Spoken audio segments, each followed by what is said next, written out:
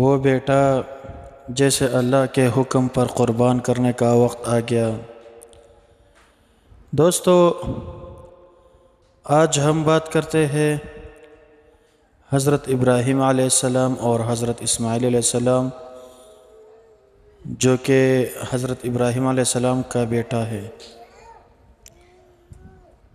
ذرا تصور کرے ایک باپ جس نے برسوں سے دعائیں مانگنے کے بعد بیٹا پایا ہو، وہ بیٹا جس کے ایک ایک مسکراہٹ اس کی زندگی کا سکون ہو، اور پھر ایک رات خواب میں حکم ملے اپنے اس بیٹے کو اللہ کے راہ میں قربان کر دو۔ یہ کوئی عام انسان نہیں تھے، یہ تھے حضرت ابراہیم علیہ السلام اور ان کے فرمانبردار بیٹے حضرت اسماعیل علیہ السلام۔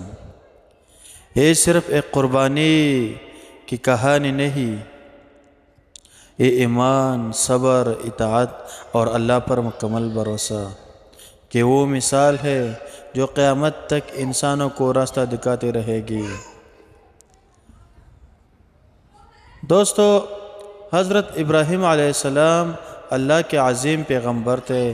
قرآن مجید میں انہیں خلیل اللہ یعنی اللہ کا دوست کہا گیا۔ انہوں نے پوری زندگی توحید کی دعوت دی۔ اس دور میں لوگ بتوں کی عبادت کرتے تھے، ستاروں کو خدا سمجھتے تھے، آگ کو مقدس مانتے تھے، لیکن ابراہیم علیہ السلام نے اعلان کیا، میرا رب صرف ایک اللہ ہے۔ قرآن میں اللہ فرماتا ہے اور ابراہیم نے کہا، میں ہر اس چیز سے بیزار ہوں جس کو تم پوجا کرتے ہو، سوائے اس ذات کے جس نے مجھے پیدا کیا ہے۔ انہوں نے بت توڑے، بادشاہ نمرود کے سامنے حق بات کہی اور اللہ کے راہ میں آگ میں ڈال دیے گئے، مگر اللہ نے فرمایا، اے آگ ابراہیم پر ٹھنڈی اور سلامتی والی بن جا۔ یہ وہ شخصیت تھی جس کا ایمان پہاڑوں سے بھی زیادہ مضبوط تھا۔ حضرت ابراہیم علیہ السلام عمر کے ایک بڑے حصے تک اولاد سے محروم رہے۔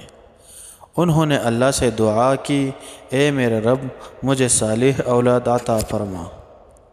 اللہ نے ان کی دعا قبول فرمائی اور انہیں ایک بیٹے کی خوشخبری دی، وہ تھے حضرت اسماعیل علیہ السلام۔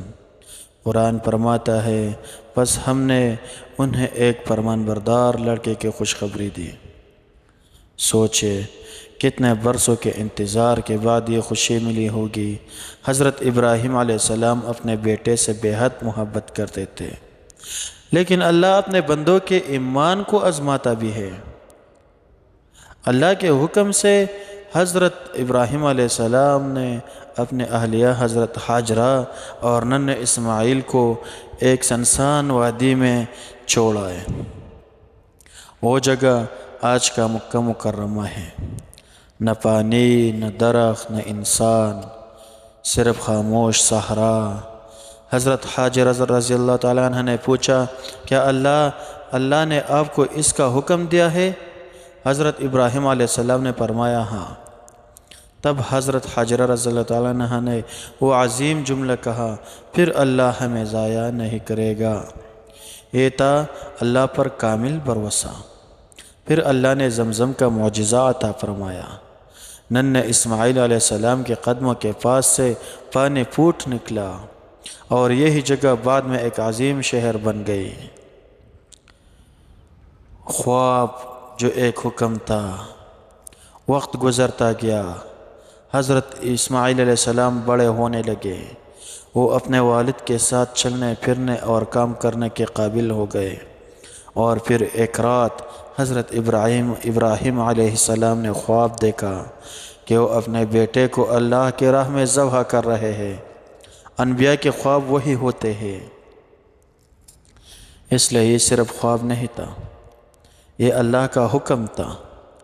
قرآن مجید میں یہ منظر یوں بیان ہوا، پھر جب وہ لڑکا ان کے ساتھ چلنے پھرنے کے قابل ہو گیا تو ابراہیم نے کہا، اے میرے بیٹے، میں خواب میں دیکھتا ہوں کہ میں تمہیں ذبح کر رہا ہوں، اب تم بتاؤ تمہاری کیا رائے ہے؟ ذرا سوچئے یہ لمحہ کتنا مشکل ہوگا۔ ایک باپ اپنے بیٹے سے یہ بات کہہ رہا ہے، لیکن اصل حیرت انگیز جواب ابھی باقی تھا۔ حضرت اسماعیل علیہ السلام کا تاریخی جواب۔ حضرت اسماعیل علیہ السلام نے جواب دیا، اے ابا جان، آپ کو جو حکم دیا جا رہا ہے اسے کر کے گزرے، انشاءاللہ آپ مجھے صبر کرنے والوں میں پائیں گے۔ یہ الفاظ صرف الفاظ نہیں تھے، یہ ایمان کے معراج تھی۔ ایک نوجوان بیٹا اپنی جان بچانے کی کوشش نہیں کرتا، بلکہ اللہ کے حکم کے سامنے سر جھکا دیتا ہے۔ اس لیے اللہ نے انہیں بھی عظیم مقام عطا فرمایا۔ شیطان نے بہکایا۔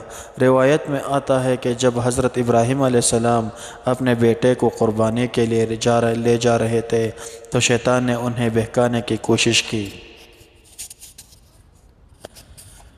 کبھی باپ کے دل میں وسوسہ ڈالا، کبھی ماں کو غم زدہ کرنے کی کوشش کی، کبھی اسماعیل کو ڈرانے کی، لیکن تینوں اللہ کے حکم پر ثابت قدم رہے۔ اس واقعے کے یاد میں آج بھی حج کے دوران رمی جمرات کی جاتی ہے، جہاں مسلمان شیطان کو کنکریاں مارتے ہیں۔ قربانی کا عظیم لمحہ آخر وہ لمحہ آ پہنچا۔ باپ اور بیٹا ایک میدان میں موجود تھے۔ روایت کے مطابق حضرت ابراہیم علیہ السلام نے اپنے بیٹے کی پیشانی زمین پر رکھ دی تاکہ محبت اوڑے نہ آ جائے۔ قرآن فرماتا ہے، پھر جب دونوں نے اللہ کے حکم کے آگے سر جھکا دیا اور ابراہیم نے بیٹے کو پیشانی کے بل لٹا دیا اور پھر چوری چلانے ہی والے تھے کہ اللہ کی رحمت نازل ہوئی۔ اللہ کی طرف سے عظیم قربانی۔ اللہ نے پکارا، اے ابراہیم، تم نے خواب سچا کر دکھایا۔ اور پھر اللہ نے حضرت اسماعیل علیہ السلام کی جگہ جنت سے ایک دنبا بھیج دیا۔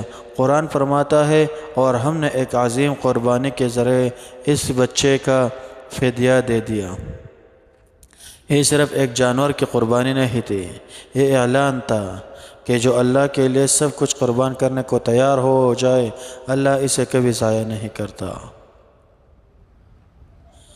اس واقعے کی یاد میں مسلمان ہر سال عید الاضحیٰ پر قربانی کرتے ہیں۔ یہ صرف جانور ذبح کرنا نہیں، بلکہ اپنے نفس، اپنی خواہشات، اپنی انا اور اللہ کے مقابلے میں ہر محبت کو قربان کرنے کا درس ہے۔ حضرت محمد صلی اللہ علیہ وآلہ وسلم نے فرمایا، قربانی کے دن انسان کا کوئی عمل اللہ کے نزدیک خون بہانے سے زیادہ محبوب نہیں۔ ایک اور حدیث میں فرمایا، یہ تمہارے باپ ابراہیم علیہ السلام کی سنت ہے۔ نبی کریم صلی اللہ علیہ وآلہ وسلم خود بھی ہر سال قربانی فرمایا کرتے تھے۔ یہ واقعہ ہمیں کئی عظیم سبق دیتا ہے۔ اللہ پر مکمل بھروسہ۔ جب انسان اللہ کے حکم پر چلتا ہے، اللہ اس کے لیے راستے کھول دیتی ہے۔ حضرت اسماعیل علیہ السلام کی فرمانبرداری اس بات کا نتیجہ تھی کہ ان کی تربیت ایمان پر ہوئی تھی۔ آزمائش ایمان کی پہچان ہے۔ اللہ اپنے محبوب بندوں کو آزماتا ہے۔ قربانی صرف جانور کی نہیں، اصل قربانی انسان کے دل کی ہوتی ہے۔ آج بھی جب دنیا بھر میں لاکھوں مسلمان قربانی کرتے ہیں تو دراصل وہ اس عظیم لمحے کو یاد کرتے ہیں جب ایک باپ نے اللہ کے حکم پر اپنے بیٹے کو قربان کرنے کا ارادہ کیا، اور ایک بیٹے نے کہا، ابا جان، آپ کو جو حکم ملا اسے پورا کیجئے۔ یہ واقعہ ہمیں یاد دلاتا ہے کہ ایمان صرف الفاظ کا نام نہیں ہے۔ ایمان قربانی مانگتا ہے، اطاعت مانگتا ہے، اور اللہ پر مکمل بھروسہ مانگتا ہے۔ اللہ ہمیں حضرت ابراہیم علیہ السلام اور حضرت اسماعیل علیہ السلام جیسا ایمان عطا فرمائے۔ آمین ثم آمین۔ اگر ویڈیو پسند آئی ہے تو پلیز لائک کریں، سبسکرائب کریں اور شیئر کریں تاکہ دوسرے لوگوں کو فائدہ پہنچائے۔